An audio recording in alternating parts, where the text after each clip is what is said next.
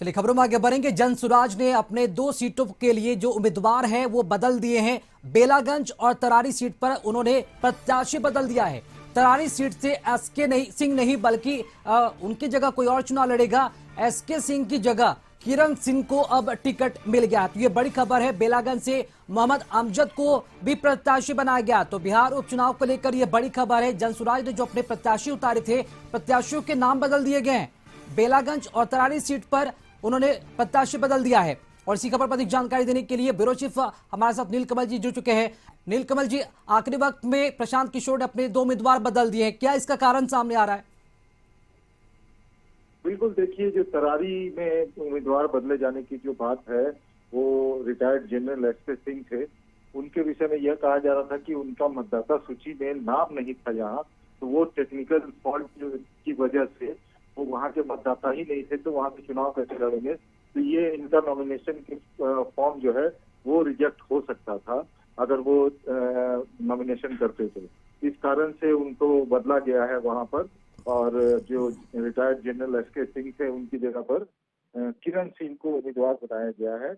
वो सामाजिक कार्यकर्ता है और बताया जा रहा है कि महिला सशक्तिकरण को लेकर तरारी में वो सक्रिय है और शिक्षा को लेकर के भी वो सामाजिक कार्य करती हैं, ऐसा जनसुराज पार्टी की ओर से कहा गया है।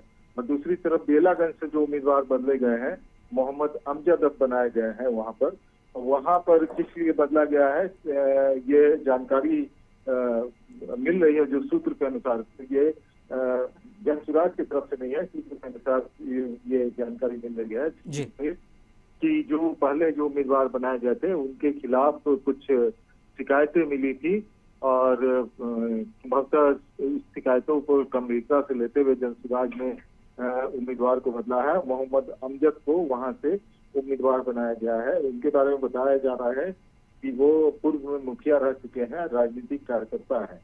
अब बेलागंज से पहले वो 2005 और 2010 में चुनाव भी लड़ चुके हैं, तो वो पूरी तरह से एक राजनीतिक व्यक्ति है मोहम्मद अमजद। तो वो उनको चेंज करके मोहम्मद अमजद को वहां से चुनाव लड़ाया जा रहा है।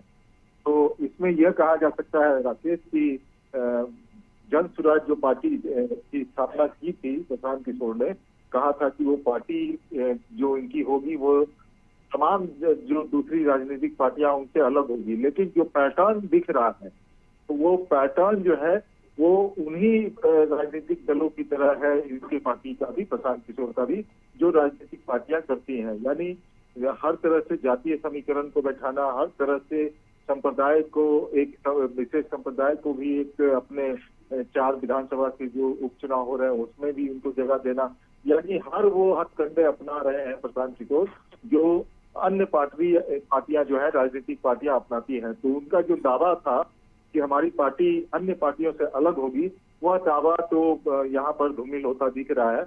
अब देखना है कि जो कैंडिडेट आए हैं उनका जनाधार कितना है और वो इस उपचुनाव में क्या कुछ कर पाते हैं। अगर एक सीट भी अगर यहाँ पर निकालने में कामयाब होती है जनसुराज, तो वो बहुत बड़ी उपलब्धि होगी।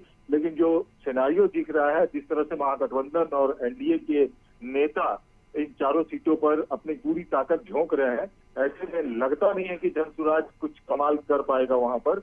लेकिन अब चुनाव है, जनता का मूड है, यह भी देखना होगा कि जनता इस बारे में क्या सोचती है उपचुनाव में। बिल्कुल नीलकमल जी, और ऐसे में ऐन वक्त पर जो इस तरह से उम्मीदवार बदले गए हैं, ये बदले हुए उम्मीदवार पार्टी के भरोसे पर कितने खरे उतरते हैं ये भी देखना काफी अहम होगा। बहुत शुक्रिया आपका खबर पर अपडेट जानकारी के लिए।